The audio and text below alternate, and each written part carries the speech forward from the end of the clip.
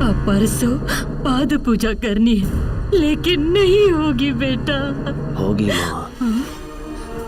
परसों के दिन विंध्यनगर में पाद पूजा होगी। मैं तब तक तुम्हारे साथ रहूंगा। ये पुलिवीर नाम कमाने के लिए पैदा नहीं हुआ है, अपनी जनता की सुरक्षा के लिए पैदा हुआ है। महाराजा और राजकुमारी जल तरंग के खौफनाक इरादों से एकदम अनजान थे। पुली ने एक संदेशवाहक के जरिए उन्हें सच्चाई बताने की कोशिश की कि किस तरह वेतालों की सेना गांव वालों पर जुल्म कर रही थी। इस खबर से महाराज और राजकुमारी परेशान हो गए। जल तरंग सावधान हो गया। उसे डर लगने लगा कि कहीं पुली उसकी सच्चाई को महाराज के सामने उजागर न कर दे। उसी दिन जल तरंग अपने गुरु कुडवरी नामक दुष्ट मुनि से मिलने गया। उन्होंने उसे एक शक्तियों से भरी अंगूठी दी और कहा, तुमने मुझे जो राजकुमारी यमन रानी का बाल ला कर दिया था, उस पर जादू टोना करके शमशान में तप करके मैंने पूरी शक्ति से यह अंगूठी बनाई है। उस गुरु की दी हुई अंगूठी को दबाने से हरा धुआं बाहर आकर फैलने लगा। वो धुआं आहिस्ता आहिस्ता राजकुमारी की तरफ बढ़ने लगा और जिस तरह शैतानी आत्मा किसी के शरीर में प्रवेश करके उसे वश में कर लेती है, उसी तरह उस धुएं के जरिए राजकुमारी हमेशा के लिए जल तरंग के वश में हो गई। जल तरंग ने अपने काले चीते से राजकुमारी के पति को मार दिया। राजकुमारी ने इसे एक बुरा हादसा समझकर चीते को ही जिम्मेदार माना। सम्मोहन में कैद राजकुमारी की आड़ लेकर जल तरंग ने महाराज को कारागार में कैद करवा दिया। अब राजमहल उसकी मुट्ठी में था। विंध्यनगर में पूजा पाठ बड़ी धूमधाम से हो रही थी और तभी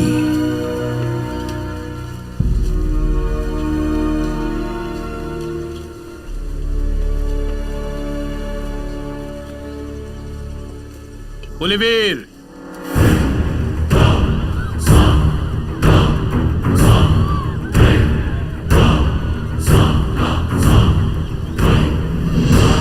दिखने में तो बिल्कुल बाघ जैसे हो।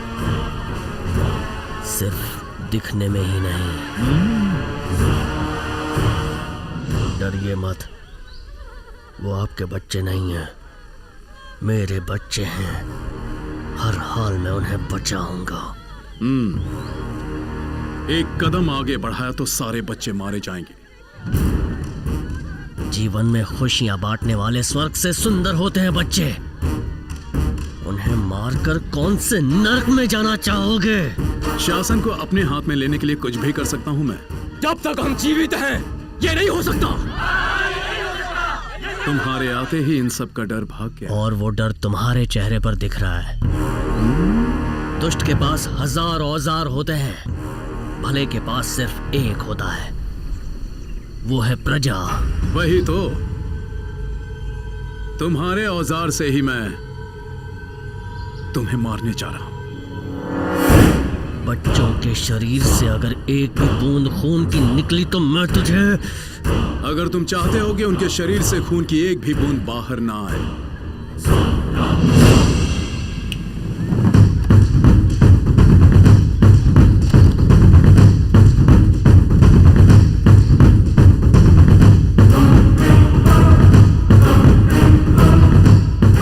तो तुम्हें इस विष को पूरा पीना होगा, बिना एक भी बूंद गवाए, वो भी इसी वक्त।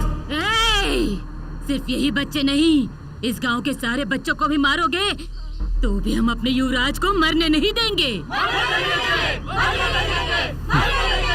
इतना प्यार काफी है माँ जी। तुम लोगों के लिए इस जन्म में तो क्या हर जन्म में जान दे सकता हूँ। सीधा मुझसे टकराने की हिम्मत नहीं है, इसलिए ये सब कर रहा है। तो अब तुम वीरता दिखाओगे या चुपचाप विष पियोगे?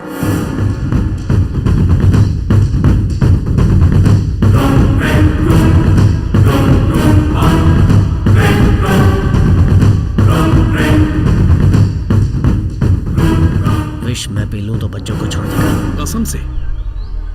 मुझे तेरी बात पर भरोसा है।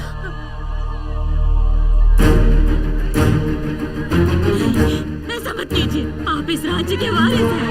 इस मिट्टी के लिए हम प्राण त्याग देंगे, पर आपको जिंदा रहना होगा। ऐसा मत कीजिए, ये विष मत कीजिए। ऐसा मत कीजिए। नहीं बेटा, नहीं। आखिरी जान तक को बचाना राजा का कर्तव्य होता है माँ जी। ऐसा मत कीजिए युवराज।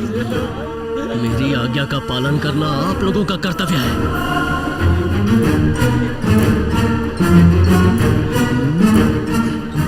अपनी इस प्रजा की खुशी के लिए मौत को भी खुशी खुशी से अपना लूंगा।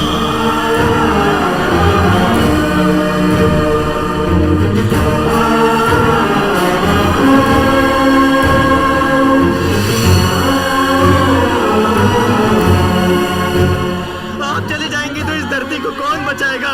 तुम बचाओगे। तुम में से हर एक धरती माँ से प्यार करेगा तो राजा की जरूरत नहीं पड़ेगी। ये मिट्टी ही मेरी मुट्ठी में आने वाली है और तो इस मिट्टी को ही अर्पित हो रहा है। जल तरंग, मैं एक बीज हूं। अगर तुमने मुझे यहां दफनाया तो एक और पैदा होगा जो तुझे खत्म कर देगा। दलपति, युवराज का बेटा पैदा हुआ है। तुम्हारा कहना सच निकला, पैदा हो।